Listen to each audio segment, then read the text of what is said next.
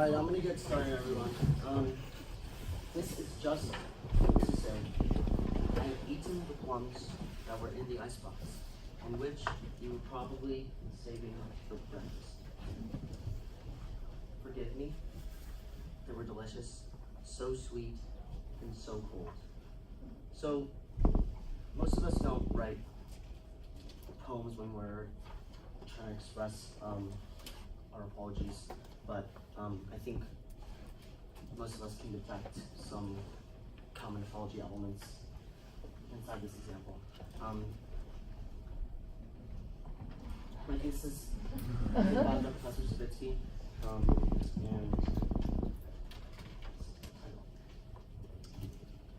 and so there's been some research on apologies. We know now that apologies work. They repair our relationships and they prevent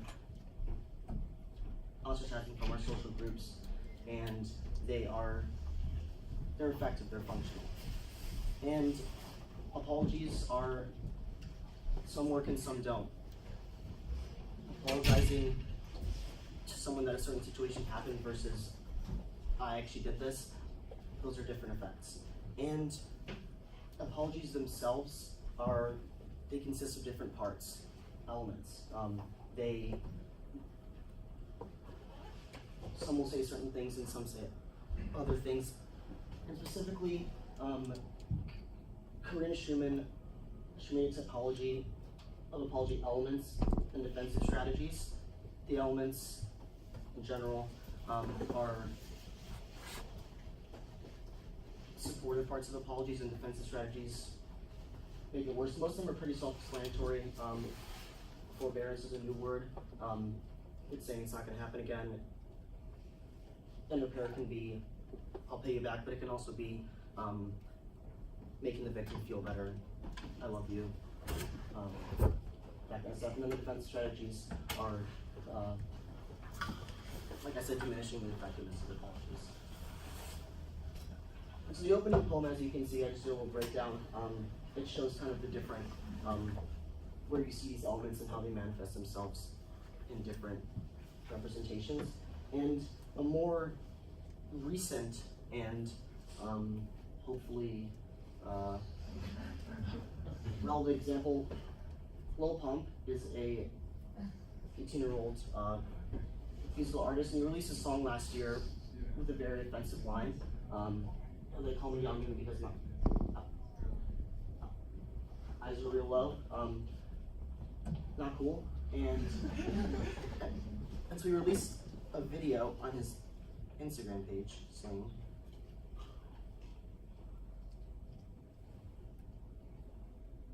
"Hey, what's up, everybody? I came here to tell you guys that I seen the whole thing going on the internet and all that, and I came here to tell you from my part that I'm sorry and I apologize for posting that. It was not my intentions to hurt nobody or do none of that. Dead ass. I got ignorant homies, you know. I fuck with everybody. I ain't got nothing against nobody. It's all love. I want everybody to have a Merry Christmas. And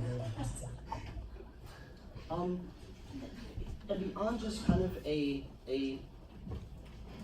sort of a vibe that he did seem pretty sincere. His apology, which was well received by the public, it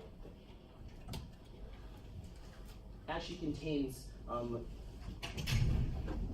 4 of the apology elements, and whether he was aware of the elements or not, he put them together in a coherent and impressive way, in my opinion. So my main questions are, how do persons' goal affect the apologies that they craft? How does this in turn affect the way that these apologies are viewed by other people?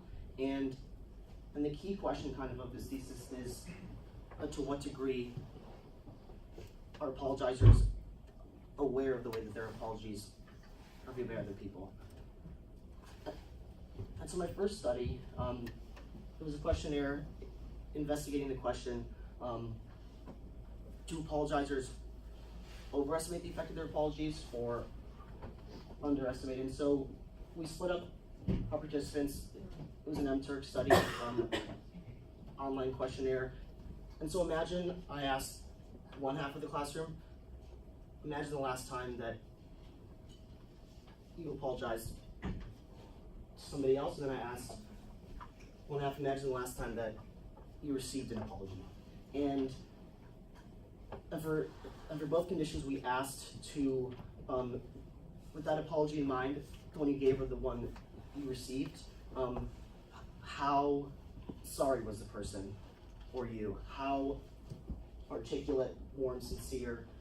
And so, although most of these were non-significant, they showed a general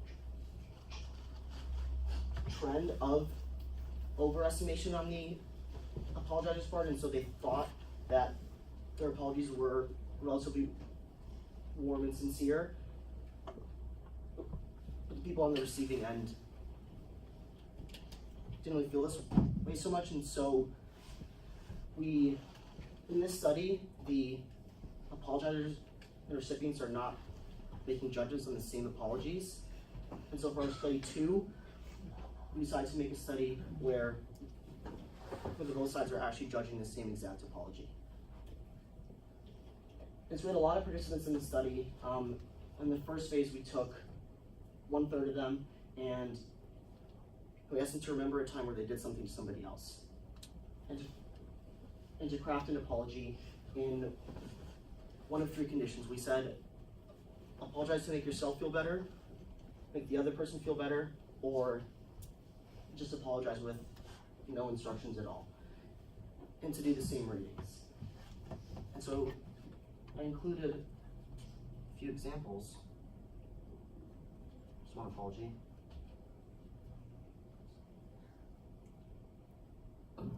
It was initially just a joke that probably...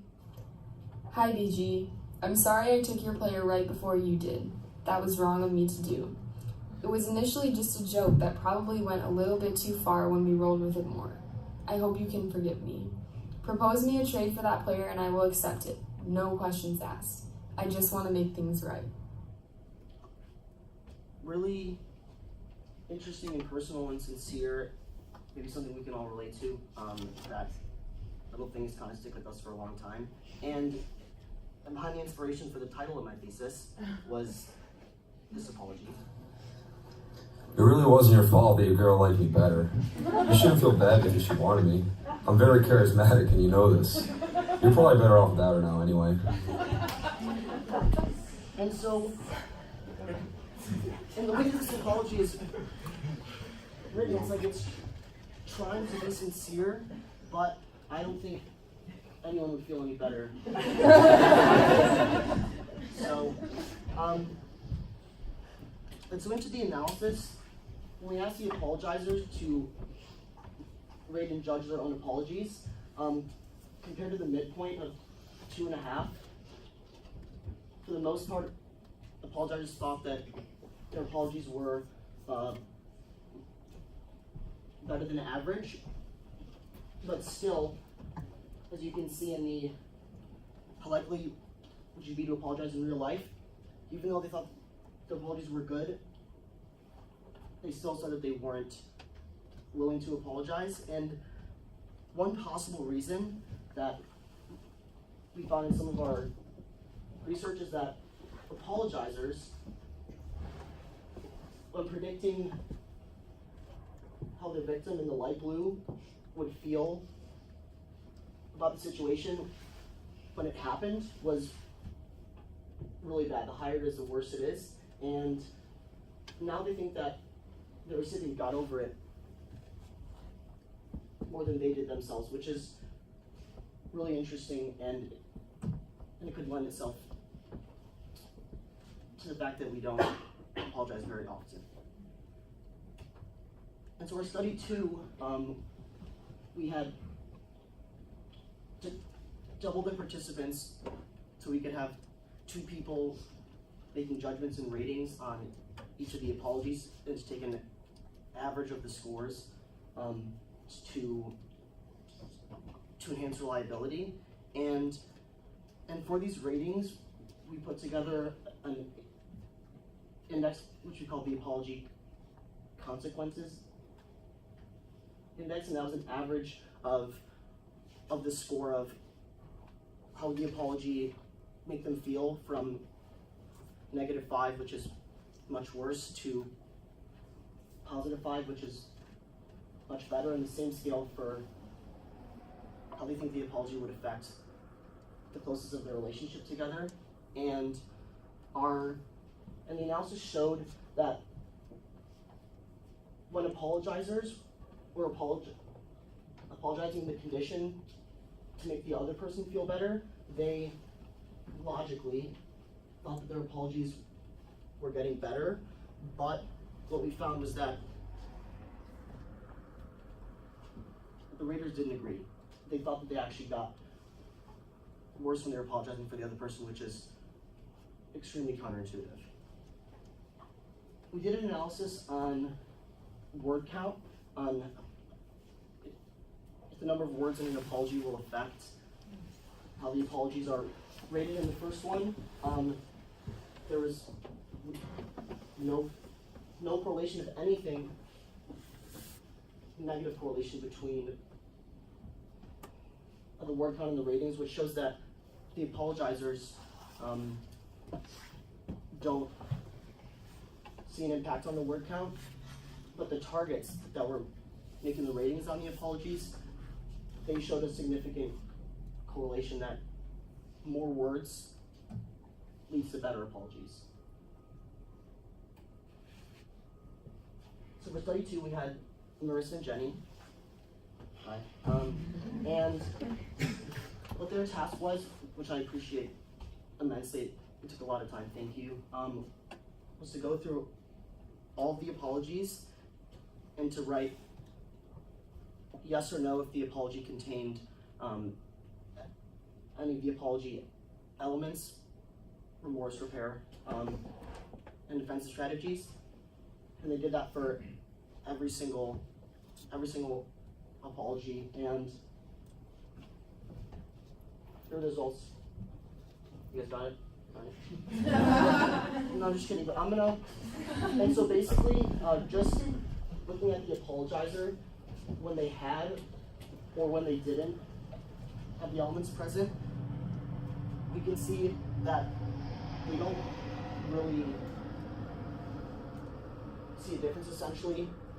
For certain elements, their apologies are better, in certain times they're worse. But what's interesting is that raters, for the most part, understood that when they were viewing these apologies, when the elements weren't present, the apologies got worse, and we can also see the difference between the two, that overall the apologizers overestimated how good their apologies were, especially when the elements weren't there. And so to zoom in on remorse and responsibility, we can see that apologizers, when they didn't include remorse, for example, they actually thought that their apologies were even better than the people that did include remorse, and the target's ratings were completely opposite. If there's no remorse, it's basically a terrible apology.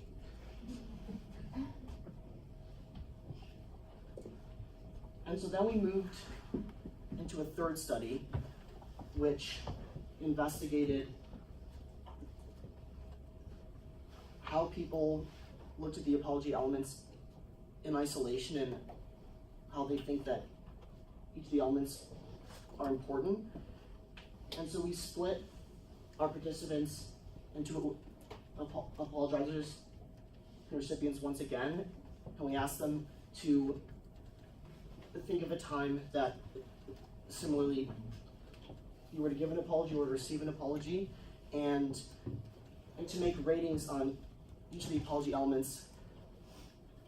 How important is it that I include remorse in the apology?